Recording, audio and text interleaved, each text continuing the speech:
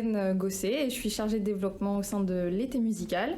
Je suis arrivée dans l'association en 2015, d'abord comme volontaire du service civique et puis après comme salariée de l'Été musical. Je m'appelle François Cordet, dans l'association depuis une quinzaine d'années. Je suis intervenant auprès de différents groupes, dans des structures différentes, auprès de publics porteurs de handicap mental, de handicap moteur. Je suis aussi coordinateur au niveau de la compagnie Ardive et je m'occupe de la direction artistique, c'est-à-dire de la création des spectacles au sein de la compagnie. Alors Ardive, c'est la compagnie de l'Été musical. Donc c'est un collectif qui s'est formé au sein de l'association, qui regroupe une dizaine de musiciens en situation de handicap. Ils ont été repérés en fait dans nos ateliers parce qu'ils avaient parlé de l'envie d'aller un peu plus loin que juste une répétition par semaine ou juste un atelier par semaine. Ils ont voulu professionnaliser en fait leur pratique artistique. On a proposé de mener une expérience semi-professionnelle, en tout cas de travail plus régulier sur des créations qui étaient appelées à être jouées, à être développées, diffusées et à qui on aimerait trouver un public. Donc ça peut être le public, les enfants des écoles, les salariés d'entreprise par exemple, pour une journée de sensibilisation au handicap ou le public d'un festival. J'ai parlé de Jérôme Dubié qui a fait le texte du premier spectacle. La matière de base, c'est vraiment ce qui émerge des collectifs au sein des ateliers. Donc il y a François Cordet qui assure la direction artistique. La direction artistique, elle consiste à organiser un petit peu tous ces langages, toutes ces expressions et d'imaginer un spectacle. Nathalie Rocher, qui est directrice de l'Été musical, supervise aussi certaines répétitions et puis peut nous aider à monter des dossiers de subvention pour trouver des financements. Moi, en tant que chargée de développement, donc pareil, je cherche des subventions, des partenariats, tout ce qui est relations publiques, la com aussi autour du projet Ardive. Et puis pour les spectacles, je suis en lien avec les salles de spectacle, les régisseurs, les programmateurs, et je fais le lien avec notre équipe. Donc quand il y a un spectacle, je m'assure que la salle est accessible, que tout va être bien pour l'accueil de nos artistes. L'accès à la culture, d'une manière générale, est parfois difficile pour cette population, dans la manière dont elle est prise en charge, en tant que spectateur, mais encore plus en tant qu'acteur d'une vie artistique. On le voit notamment dans l'accessibilité des salles où en fait c'est pas prévu pour que des gens qui sont porteurs de handicap montent sur la scène.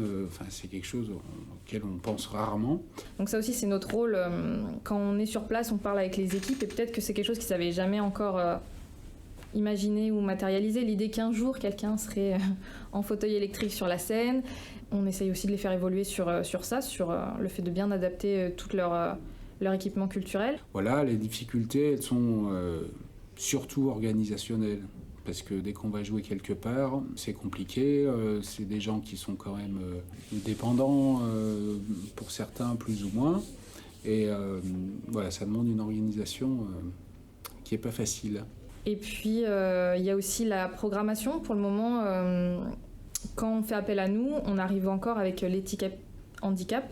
Donc ils font appel à nous parce que c'est la journée mondiale de sensibilisation au handicap, une semaine sur le thème de l'inclusion.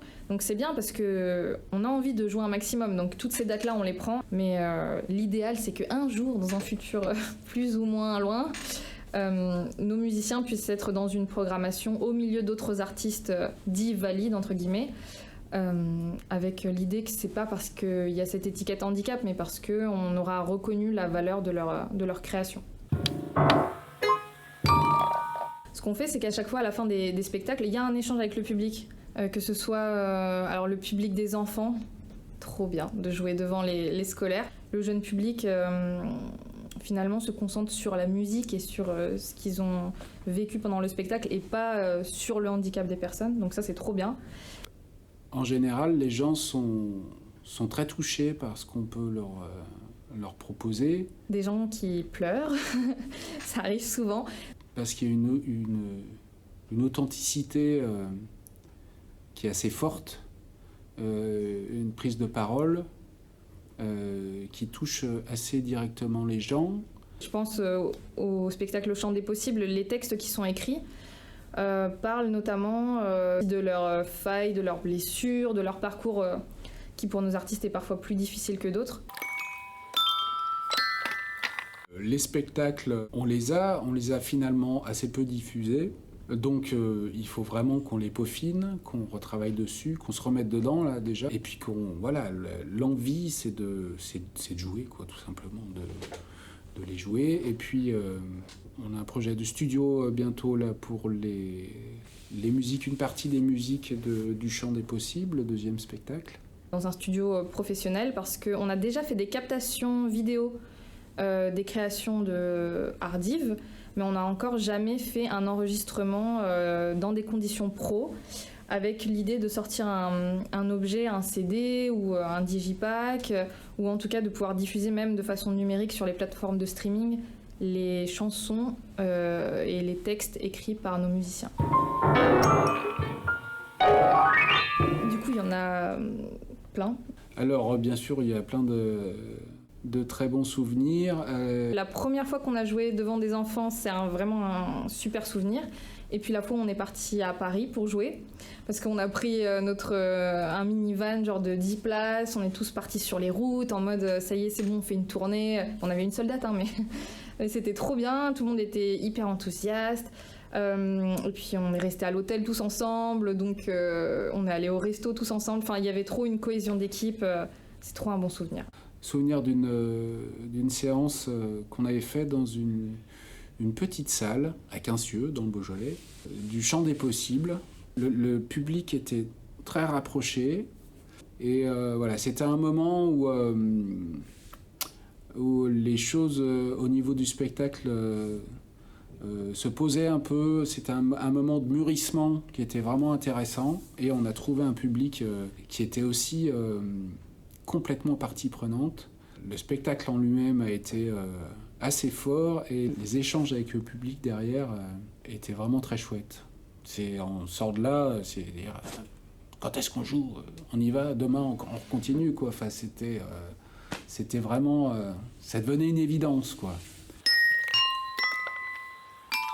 Vivement que nos musiciens en situation de handicap ou nos musiciennes soient reconnus pour ce qu'ils peuvent apporter au niveau création artistique et que les gens les voient plus à travers le filtre du handicap, parce que souvent les gens s'adressent à eux de façon différente ou les considèrent de façon différente parce qu'ils voient encore que le handicap, ils voient pas la personne qu'il y a derrière. Et donc ça, j'espère qu'un jour ce sera plus le cas et que le mot inclusion du coup prendra vraiment tout son sens, mais pas que pour l'été musical ou nos musiciens, mais dans toute la société en général. Ce qui me vient à l'esprit, c'est qu'on a beaucoup de chance de pouvoir faire ce métier-là, d'avoir cette liberté totale, de pouvoir rencontrer les gens à ce point-là et de pouvoir profiter d'une force collective qui est assez extraordinaire. On a surtout des libertés et peu de contraintes. Donc voilà, c'est chouette.